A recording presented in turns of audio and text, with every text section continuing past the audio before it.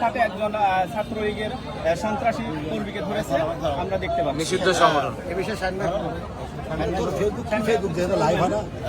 প্রিয় সাংবাদিক বন্ধুরা, আপনারা জানেন যে বাংলাদেশ 12ই ফেব্রুয়ারিতে নির্বাচন হওয়ার পরে বাংলাদেশ খুব শান্তি এবং সমৃদ্ধির দিকে এগিয়ে যাওয়ার পথে বাংলাদেশের বর্তমান সরকার কাজ করে যাচ্ছে।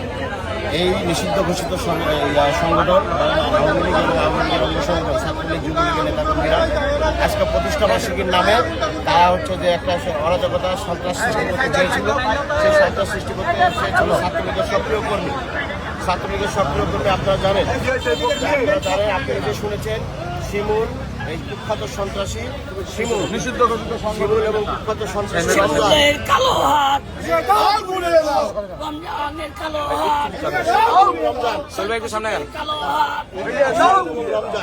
তারা এবং শিমুল এবং রমজানের সক্রিয় নির্দেশে আপনারা জানেন যে সে নিজে স্বীকার করেছে, আর তাকে অর্থ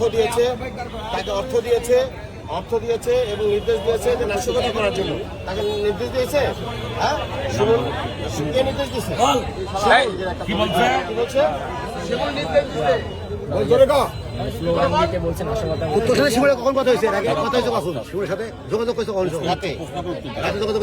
রাতে যোগাযোগ হয়েছে, শিমুল ফোন দিয়েছে এবং অর্থ দিয়েছে নাশকতা করার জন্য এবং ছাত্রলীগের মিছিল করার জন্য এবং আমরা রুহুল কুদ্দুস তালুকদার দুলু সাহেবের নেতৃত্বে, নাটোরের একমাত্র জনগণের নেতা রুহুল কুদ্দুস তালুকদার দুলু সাহেবের নেতৃত্বে আমরা এবং তার নির্দেশে আমাদের ছাত্র দল, আমাদের যুব দল, আমাদের স্বেচ্ছাসেবক দল, আমাদের শ্রমিক দল, আমাদের সকল অঙ্গ সংগঠন তারা রাজপথে সকাল ভোর থেকে অবস্থান নিচ্ছে এবং প্রতিটা জায়গায় কড়া পাহারা দিয়েছে।